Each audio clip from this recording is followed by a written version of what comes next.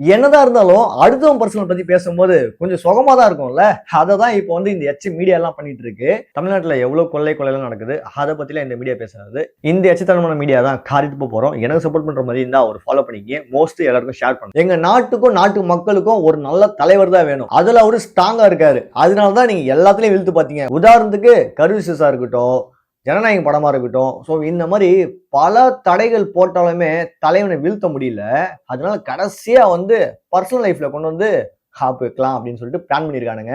எங்களுக்கு 4 மாசத்துக்கு முன்னாடி தெரியும் இப்படிலாம் ஒரு விஷயம் நடக்கும். இங்கதான் தீய சக்தியோட வேலையை வந்து ஆரம்பிச்சிருக்காங்க. பாத்தீங்களா இல்லையா, யார் வீட்டு டெத்துக்கு யார் போயிருக்காங்க அப்படின்றத. இங்க அவன் பர்சனலை பத்தி பேசுறதுக்கு அவனுக்கு தகுதியே கிடையாது. அப்படி இருக்கும்போது இங்க கேள்வி கேட்கறதுக்கும் ஒரு விமர்சனம் பண்றதுக்கான ஒரு தகுதியற்றவர் தான் இங்க இருக்கிறாங்க. மத்தவங்களோட பர்சனலை பத்தி பேசுறதுக்கு தான் கரெக்டா இருக்கணும். இங்க அப்படிதான் பல பேர் இருக்காங்க. இன்னும் 1 மாசத்துக்கு 2 மாசத்துக்கு கண்டிப்பா இததான் ஹாட் டாபிக்கா கொண்டு போவாங்க. அண்ணன் சொல்ற மாதிரி தான், எங்களுக்கு மக்களோட தான் கூட்டணி, மக்கள் சக்தி எங்களுக்கு எப்பவுமே இருக்கு.